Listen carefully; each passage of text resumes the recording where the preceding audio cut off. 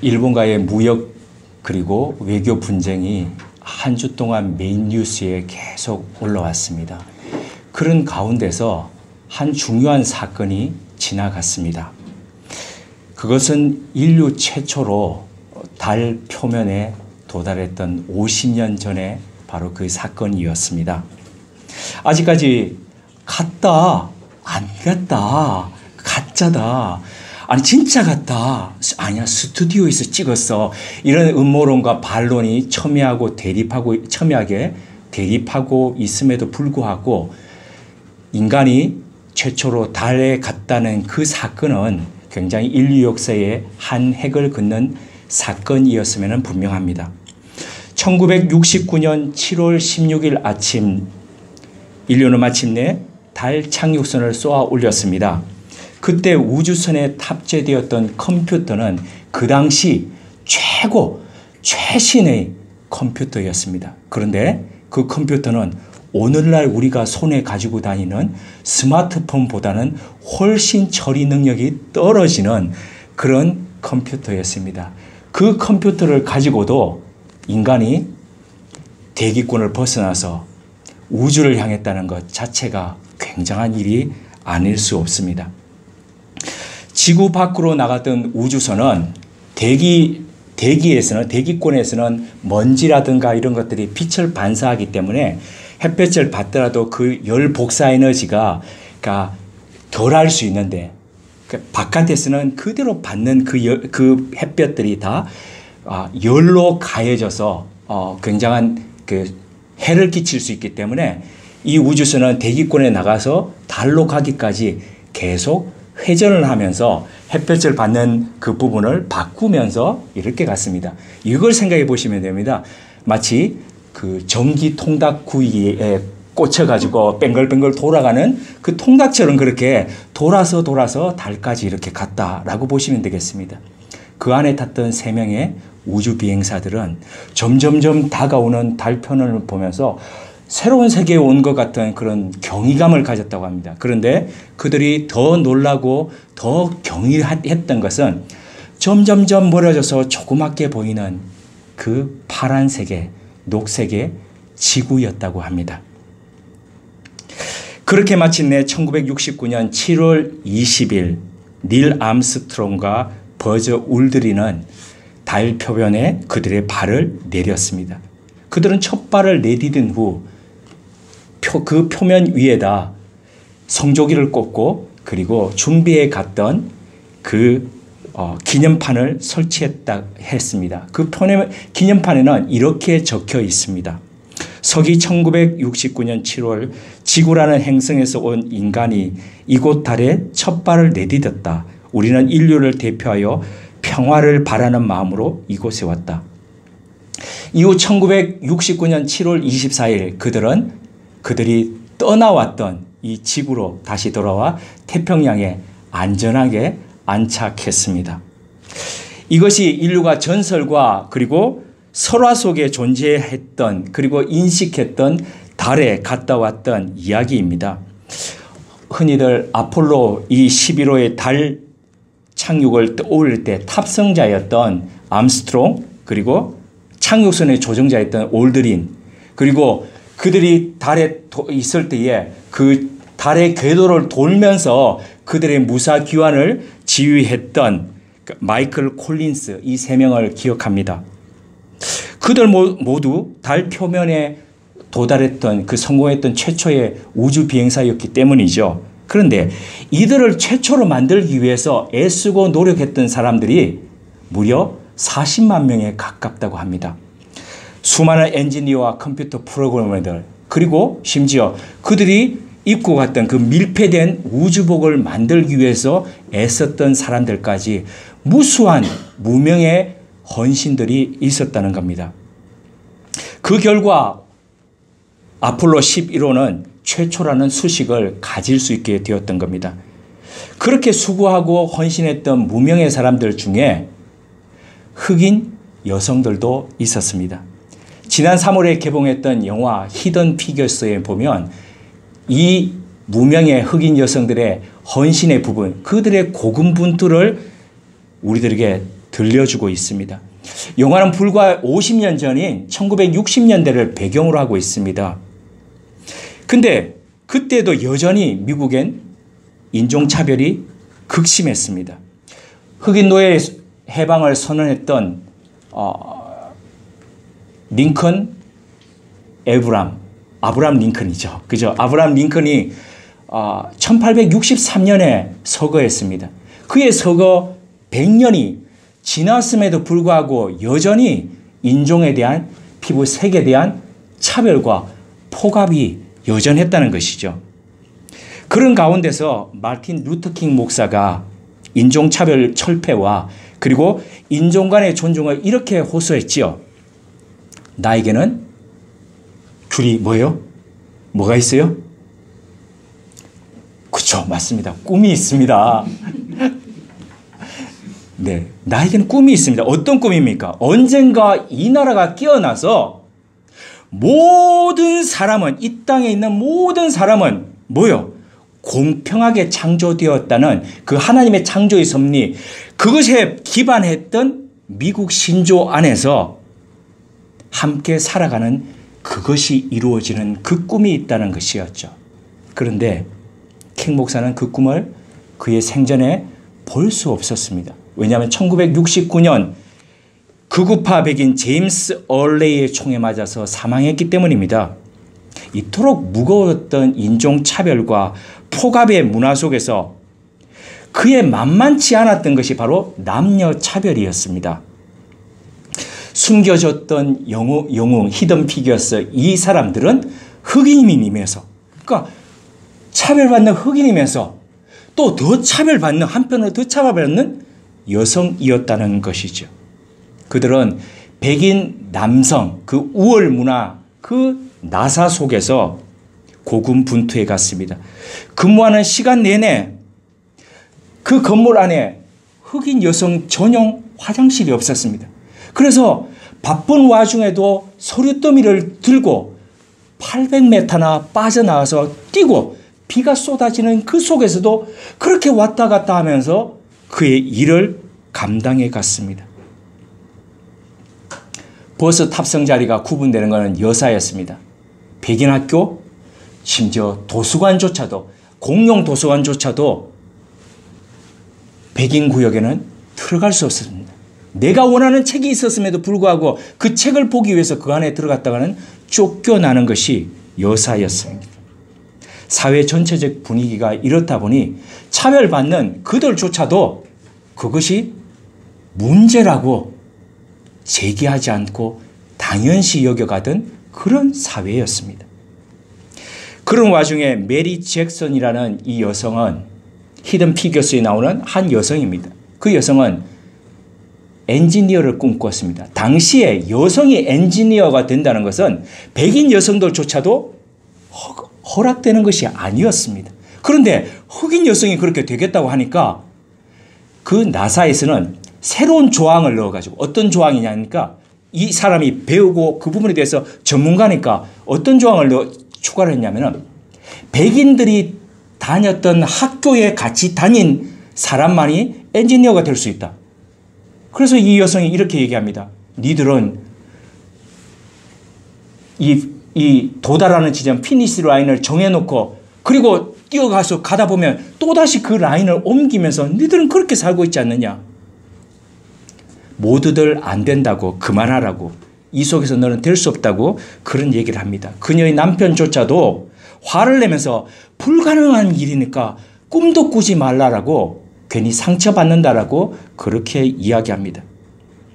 하지만 이 메리 잭슨은 엔지니어가 되기 위해서 백인이 다니던 그 학교에 가기를 원합니다. 그러나 법원 갈 수가 없었습니다. 그래서 그녀는 지방 법원에다가 그 부분에 대해서 소송을 제기합니다.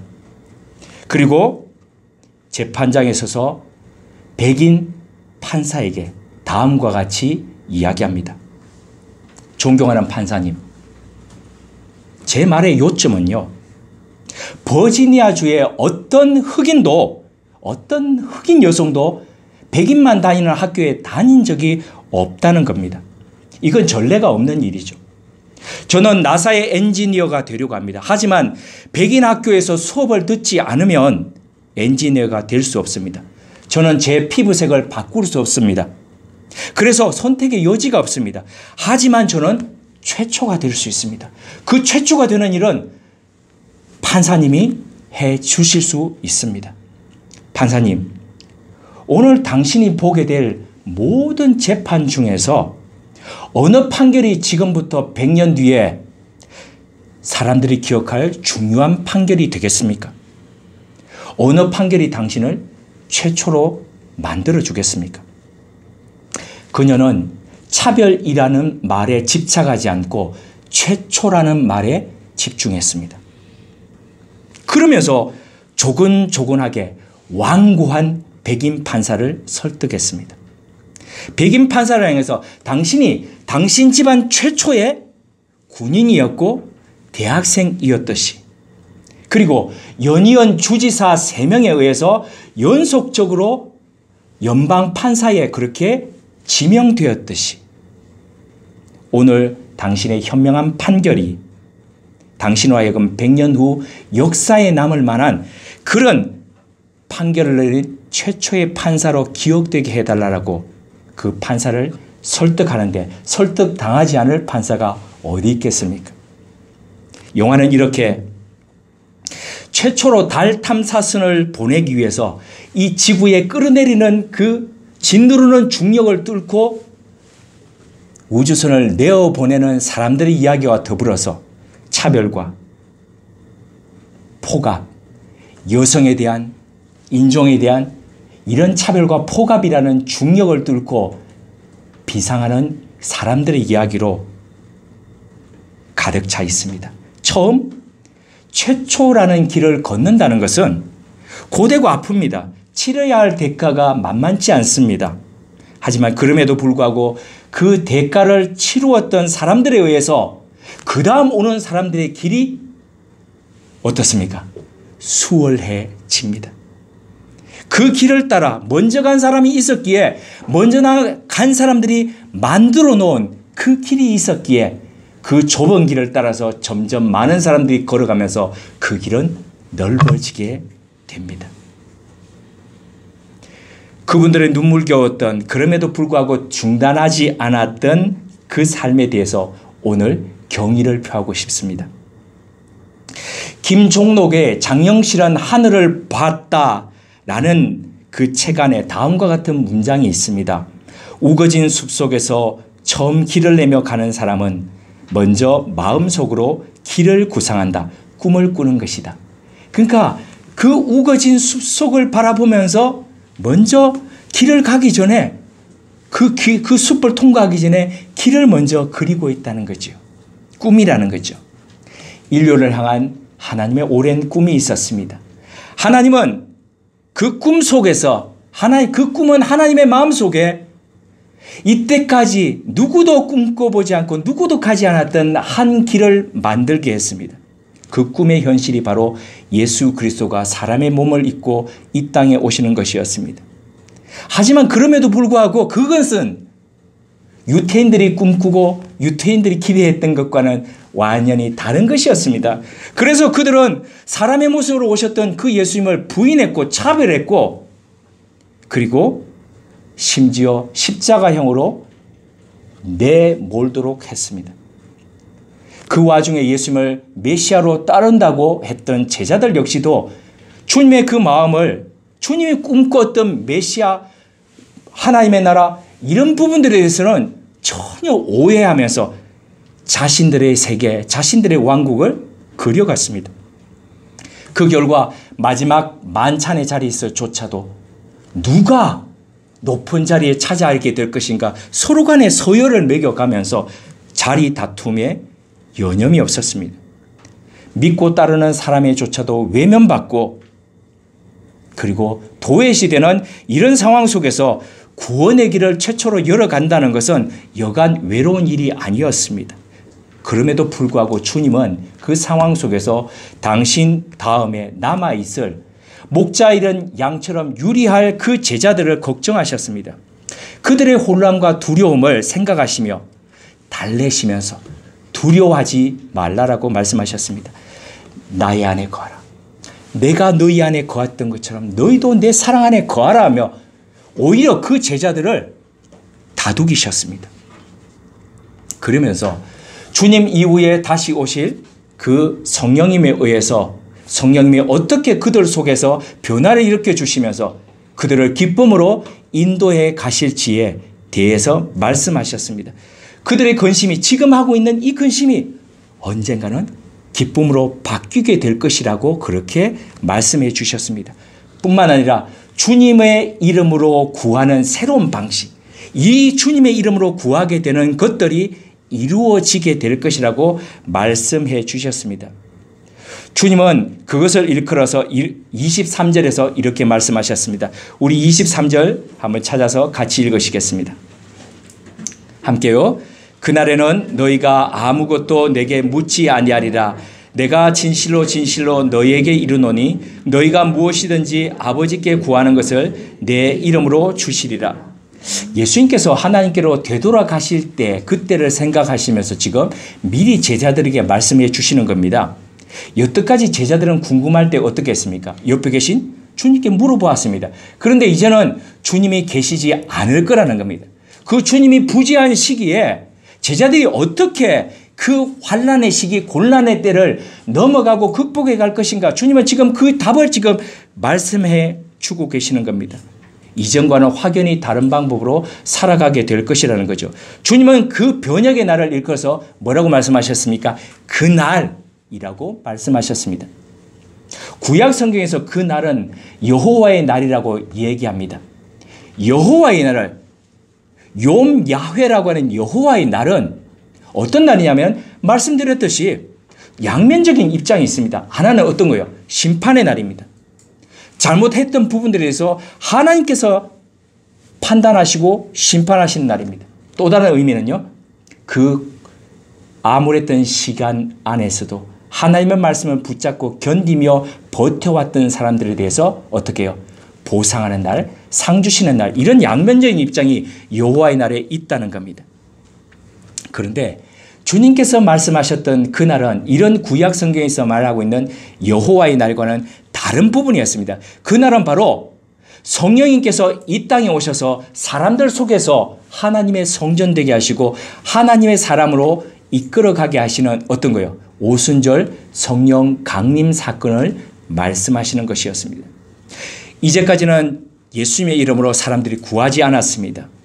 예수님의 이름으로 어떻게 구하고 어떻게 받는 것조차도 몰랐습니다. 그런데 성령님이 오시게 되면 어떻게 구하고 어떻게 받는지를 알게 된다는 겁니다. 목격하게 된다는 겁니다. 아니, 체험하게 된다는 겁니다. 그것이 바로 예수님의 이름으로 직접 하나님께 구하고 그 이름으로 받게 되는 새로운 응답 방법이었다는 거죠. 그래서 오순절 이 강림 사건이란 다른 말로 표현하면 주님의 이름으로 구하고 주님의 이름으로 받게 된 최초의 사건임과 동시에 하나님과 인간의 새로운 소통 방식, 소통 방법이라고 할 수 있습니다. 앞선 23절과 관련해서 우리가 주목해야 할 두 가지가 있습니다. 그것은 첫 번째로는 주님의 이름, 내 이름으로 하는 이 부분이고, 그리고 또 다른 부분은 주시리라는 바로 이 부분입니다. 주님의 이름으로 구한다는 것은 요한복음 14장에서 예수님께서 반복해서 말씀하셨던 부분이기도 합니다. 우리 한번 앞서 찾아보시겠습니다. 요한복음 14장 14절입니다. 요한복음 14장 14절요. 자, 함께요. 내 이름으로 무엇이든지 내게 구하면 내가 행하리라. 그 앞선 13절에 봐도요. 예수님께서는 예수님의 이름으로 어떻게 하나님께 구하고 하나님과 교제하면 구하면서 어떻게 하나님께 나아가는지, 그래서 어떻게 예수님의 이름으로 하나님께 응답을 받는지에 대해서 지금 말씀하고 계시는 거거든요. 지난 주 중에 제 초등학교 동창생과 초등학교 동창생 그러면 이렇게 도심에서 사신 분들은 잘 느낌이 가지 않지만 시골에서 산 사람들은 몇 반이 되지 않기 때문에 이 달랑 몇 번 안 되는 속에서 이렇게 살았던 사람, 그리고 한 동네에서 매일 부모님들끼리 다 보고 자랐던 이런 사람들하고 좀 느낌이 다릅니다. 초등학교 동창생과 그 동창생의 친구와 친구의 딸, 요 네 명이 같이 만났습니다. 이유인즉 이 친구의 친구 딸, 말이 좀 어렵습니다. 네, 그죠? 그 딸이 교환학생으로 1년간 제네바 대학을 가게 되었다는 겁니다. 그런데 제네바에 아무도 아는 사람이 없는 생면부지의 땅이고, 그리고 가서 어떻게 살까 생각하니까 막막하더라는 겁니다. 그래서 이 친구가, 이 젊은 친구가 머리가 빨리빨리하게 돌아가는 대학교 3학년이 생각하기에, 아, 한인교회 나오면 되겠다라고 그러면 누군가 도움이 될 수 있겠다라고 생각했던 겁니다. 그런데 한 번도 교회라는 곳을 다녀보지 않았던 이 친구가, 야, 이건 너무 세속적인 생각 아니야? 라고 생각하면서도 자기가 그곳에서 살기 위해서 그런 생각을 가지게 됐고, 자기 엄마에게 그 얘기를 한 겁니다. 엄마 역시도 아는 사람이 없다 보니까 이전에 파리에서 유학했던 자기 친구, 그러니까 제 초등학교 친구에게 물었던 겁니다. 야, 너 혹시 제네바 한인교회 아는 사람 없냐? 그러니까 이 친구가, 내 친구가 거기서 담임 목사 했는데, 이렇게 된 겁니다. 그래서 4명이 모이게 됐습니다. 저는 그 만남 전에 그 친구와 전화 메시지로 그 친구의 상황에 대해서 듣고, 그리고 난 뒤에 9월에 가게 될 이 친구를 위해서 제네바에 지금 현재 계시는 몇 분들에게 연락을 해서, 이 친구 언제 가게 된다. 이 친구 가면은 교회에 어떻게 해달라. 어떤 부분 해달라. 심지어 집안 형편이 넉넉지 않은 이 친구가 물가가 비싼 그 스위스에서 살기 위해서 과외할 수 있도록 과외하는 학생까지도 알아봐 주기로 그렇게 다 얘기를 해 두었습니다. 어떻게 일면식도 없는 그곳에 사는 이 학생을 그곳에 사는 분들이 이렇게까지 도와주기로, 그렇게 그것도 기꺼이 하기로 결심했고 결정했을까요? 이유가 뭡니까? 죄송합니다만 저 때문입니다. 함께 그곳에서 살았던 저 때문에 제 얼굴 보고 제 이름 보고 그렇게 해주는 겁니다. 하물며 허물 많고 그곳에서 실수 많았습니다. 매주일마다 주보에 털린 글자가 참 없을 정도로, 그래서 매일마다 딱지를 붙이던 그 친구들이 저한테, 목사님, 성가대하는 우리 엄마 아빠 따라오면 우리가 심심할까봐 일부러 털려오는 거죠. 이렇게 할 정도로 매번마다 실수만은 저였는데, 이런 저를 위해서도 제가 제 이름 보면서 그 부탁을 들어준다면, 하물며 당신의 아들의 이름을 부르면서 이 아들을 이름을 대면서 하나님께 부르짖는 그 기도에 하나님께서 응답하시지 않겠냐는 거죠. 사람을 보면서 들어주는데 사람과 비교한다는 오히려 하나님 입장에서 불경스러운 일 아니겠습니까? 저는 생전에 교회를 다녀본 적이 없는 그 학생이 제네바에 머무는 동안 사람들의 사랑과 친절을 듬뿍 받았으면 좋겠습니다. 그 사랑과 비교할 수 없는 하나님의 사랑을 가득 누렸으면 좋겠습니다. 제네바 가기 전에 우리 교회 엄마하고 온다니까 한번 보십시오. 저는 그 친구가 그 제네바에서 머무는 동안 자신의 꿈의 조각들을 조립해 가면서 꿈꾸었던 것들을 이루어가는 사람이 되었으면 좋겠습니다. 그 사랑으로 인류에 공헌하고 기여하는 그런 사람으로 서 가기를 소망합니다. 요한복음 16장 23절로 되돌아가서 두 번째로 우리가 생각할 부분은 주실이라는 이 부분입니다. 이 동사의 시제는 당연히 미래입니다. 주실 거라는 거죠. 그런데 이것은 단순한 미래가 한 번에 언젠가 주실 거다 이런 말이 아니라 구할 때마다 반복해서 필요로 할 때마다 반복해서 주시겠다는 바로 그 약속의 말씀입니다. 때로 지혜가 필요할 때에 지혜를 주시고 능력이 필요할 때에 능력을 주시고 일용할 양식이 없다라고 하나님 앞에 구할 때에 그 양식을 주시고 이 부분은 너무나 힘들어가지고 고통스럽게 있을 때에 해결할 수 있는 길을 열어주신 바로 그렇게 해 주시겠다는 하나님의 약속입니다. 누구의 이름 때문에요? 예수 그리스도의 이름 때문에 누가요? 하나님께서 그렇게 해 주시겠다는 말씀입니다. 그런데 우리는 이 부분에서 이렇게 물을 수 있습니다. 아니 그거 어떻게 확신해요? 정말 예수 그리스도 이름으로 구하면 그거 주시나요? 저는 이 물음 앞에서 우리는 스스로 이 질문에 대한 답을 할 필요가 있다고 생각합니다. 정말 우리는 예수님을 주님, 나의 주인으로 그렇게 모시고 관계하고 있느냐는 겁니다. 학교에서는 말로는 선생님, 선생님 하면서 선생님으로 대접하지 않는 학생과 학부모가 너무 많습니다. 열정을 가지고 학생들에게 가르치려고 하는 그 에너지를 뱀파이어처럼 쪽쪽쪽쪽 다 빨아먹어 선생님을 하여금 번아웃 시키는 학생과 학부모들이 너무 많습니다. 그런데 또한 말로는 제자, 내 제자라고 하면서도 저 제자로 생각하지 않는 선생님들 또한 계십니다. 관계성과 존중이 결여된 관계, 그런 사이, 호칭, 바로 수사일 따름입니다. 우리가 예수 그리스도를 주님이라고 부른다면 그 이름으로 구한다는 것은 호칭을 넘어선 관계를 말합니다. 친밀한 관계와 존중에 바탕한 바로 그런 기도를 의미합니다. 그렇다면 우리는 또다시 이렇게 질문해 볼 수 있습니다. 그럼 그 관계가 되면 예수님을 존중하면 정말 기도를 들어주십니까? 가족님들이시라면 이 질문에 어떻게 답하실 수 있겠습니까? 해보시면 압니다. 겪어보시면 압니다.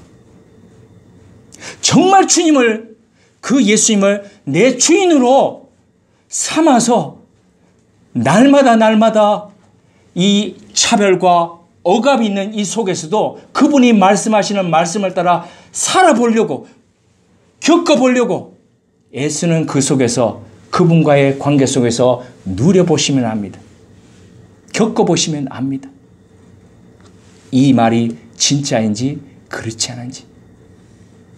옛날 시골 장터로 돌아다니는 약사들이 그 진짜요? 그 효능이 있어요? 이러면 이런 얘기 했지 않습니까? 한번 잡숴봐.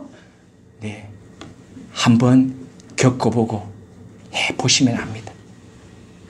드디어 이번 주 금요일부터 토요일까지 여름 수련회가 있습니다. 이 여름 수련회에서 우리는 예전 수련회와 달리 뭘 하게 됩니까? 네, 성경을 읽어갑니다. 사도행전을 읽고 사도행전과 관련된 바울 서신서들을 그렇게 읽어가게 됩니다. 사도행전이라는 게 어떤 성경입니까? 사도행전. 눈빛을 사도행전. 네, 어떤 성경입니까? 사도행전. 사도행전이 어떤 성경입니까? 요한복음 뒤에 있는 성경입니다. 그죠?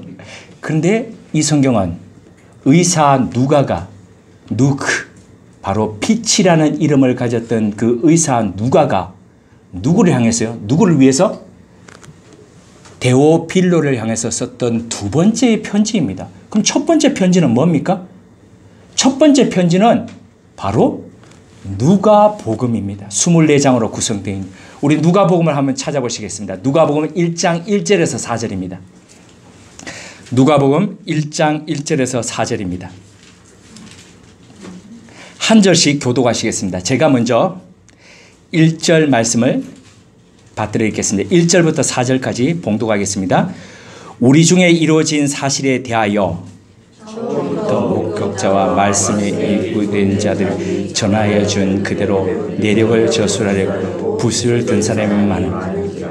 그 모든 일을 근원부터 자세히 미루어 살핀 나도 데오빌로 각하에게 차례대로 써보내는 것이 좋은 줄 알았노니 각하가 알고 있는 말을 더 확실하게 하려 함이니.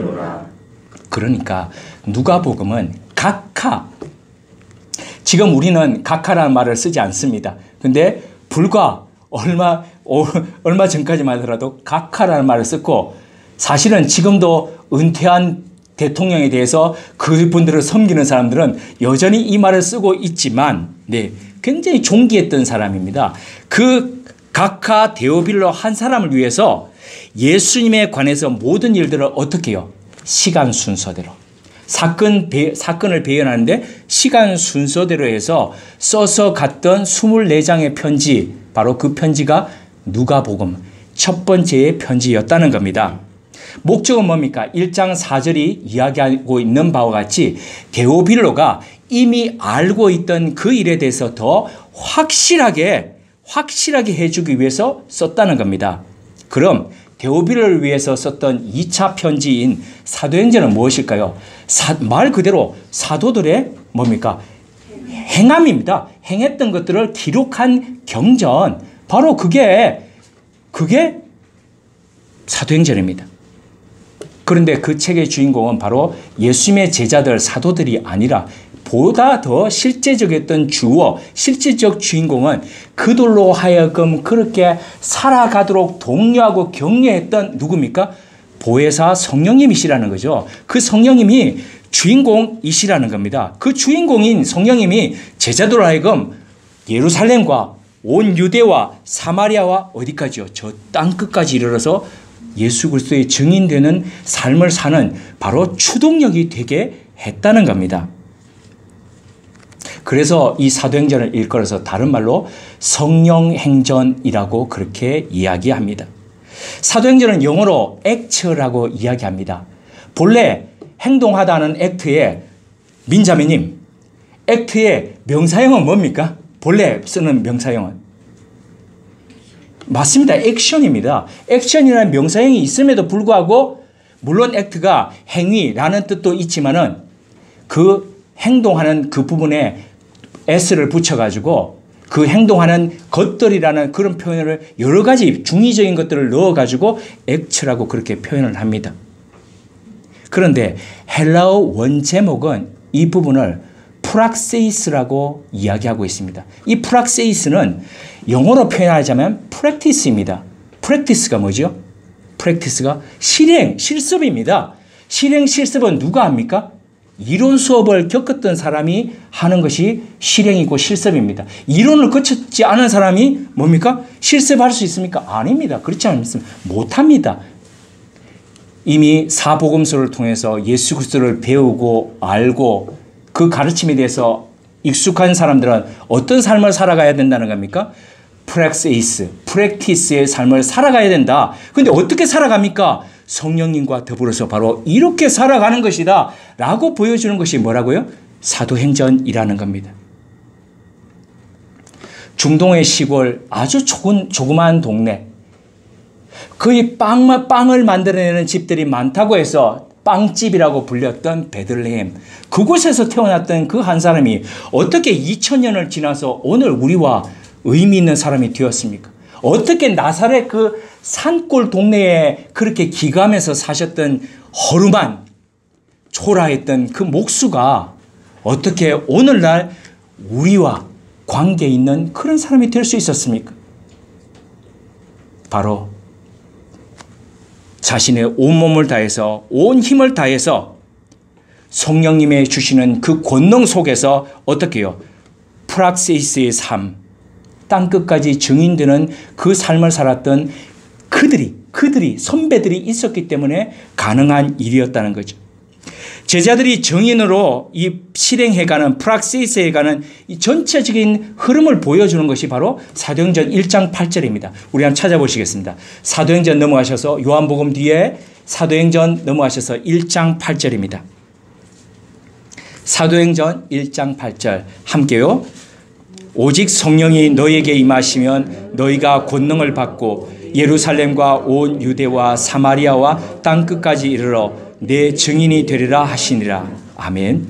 성령님이 임하시면 권능이 주어진답니다. 이 권능을 헬라어로 듀나미스라고 합니다. 근데 이 듀나미스라는 말 속에서 헬라어 속에서 나왔던 단어, 영어 단어가 바로 다이너마이트입니다.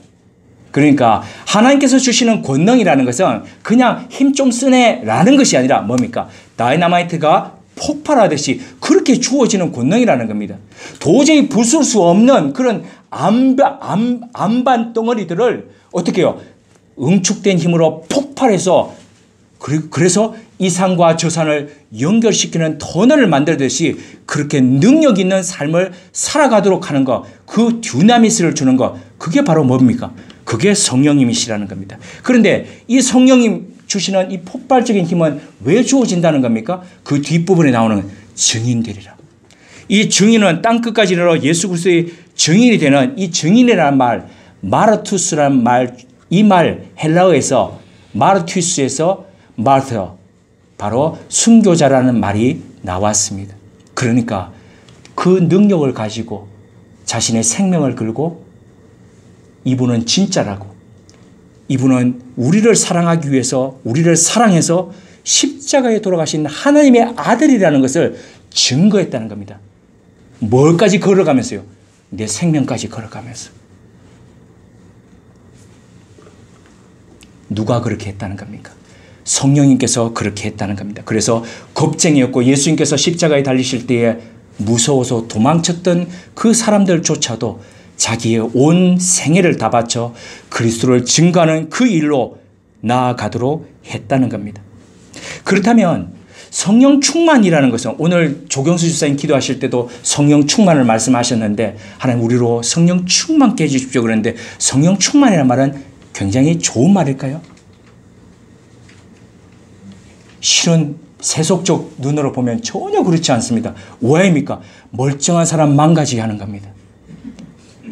멀쩡했던, 아주 똑똑했던 사람 부서지게 만드는 겁니다. 온 예루살렘의 사람들에게 칭찬받던 스데반이 뭐요? 성령 충만 받아가지고 돌에 맞아 하루아침에 그렇게 망가지게 했습니다. 가말리엘의 문화 안에서 그 다음 대를 이을 가장 뛰어난 스승이 될 것이라고 여겼던 바로 청년 사울이 이 다마스커스로 가는 길 속에서 예수 그리스도를 만나가지고 뭡니까? 인생 망쳤던 것, 그거 누가요? 성령님이 그렇게 하게 하셨다는 거죠. 유대인에게 40의 감함에, 왜 40의 하나를 감하게 했습니까? 40까지 때리면 죽게 된다고 생각했기 때문에 안 죽을 만치 때렸다는 겁니다. 그거 5번이나 맞고 3번 태장 맞고 수없이 많이 뭐 했습니까? 파선당하고 사람들에게 돌 맞고 배고프고 강도의 위험을 받고 도적의 위험을 받고, 이런 속에서도 어떻게 해요? 줄이고 목마르고 그렇게 고생하면서도, 그렇게 망가지면서도 그리스도를 끝까지 증거하는 마르티스 되게 했던 것, 바로 성령님께서 그렇게 하게 하셨습니다. 그런데 멀쩡했던 그 한 사람 한 사람이 성령님으로 인해서 망가지고 마르티스 되어 망했던 그 일 때문에 다른 사람들이 살아났습니다. 그 결과 오늘 우리들에게도 이 복음이 전해져 왔습니다. 예수 그리스도를 증거하는 그 실행 때문에 프락시스, 그것 때문에 사도행전은 성령 행전이 될 수 있었습니다. 이제 그 배턴이 우리 시대, 우리 손에 잡혀져 있습니다.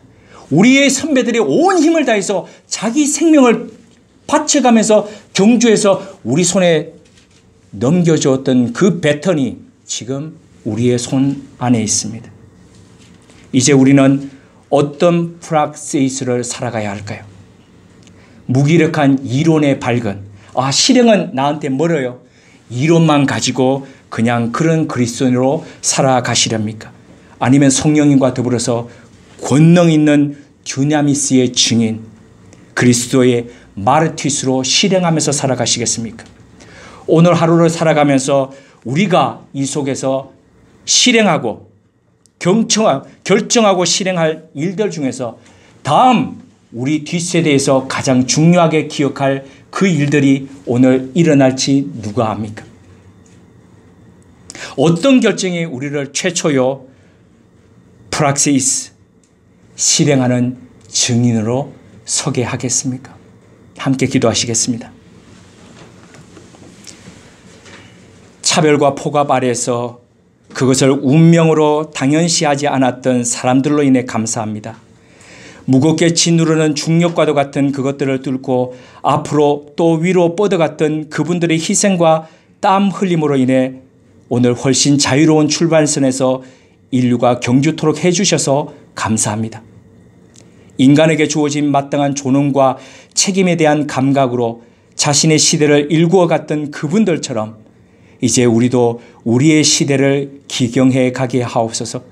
세속의 눈으로 보자면 망하는 길이고 망치는 길임에도 불구하고 하나님의 그 꿈이 이 땅에 실현되도록 기꺼이 자신을 내어놓았던 분들로 인해 감사합니다. 말로만 떠도는 입진보라는 말처럼 이론으로만 무장한 무기력한 그리스도인이 아니라 자신의 생애를 걸고 증인의 삶을 살았던 프락시스의 길을 이제 우리도 걸어가게 하옵소서. 주님의 날 그날에 임하셨던 성령님, 우리 속에서도 역사해 주옵소서. 비록 화려하지도 않고 자랑할 만한 것도 대단한 것도 아니지만 우리도 하나님의 권능으로 우리 시대를, 우리 사회를 아름답게 갈아가게 하옵소서. 그리하여 인간 욕망의 중력을 거스르며 주님의 증인 프락세이스의 우주선을 날리는 사람 되게 하옵소서. 우리 시대에 하나님의 나라를 일궈간 히든 피겨스로 하나님 앞에 기억되게 하옵소서. 우리의 주님이시요 주인 되시는 예수 그리스도의 이름으로 기도드립니다. 아멘.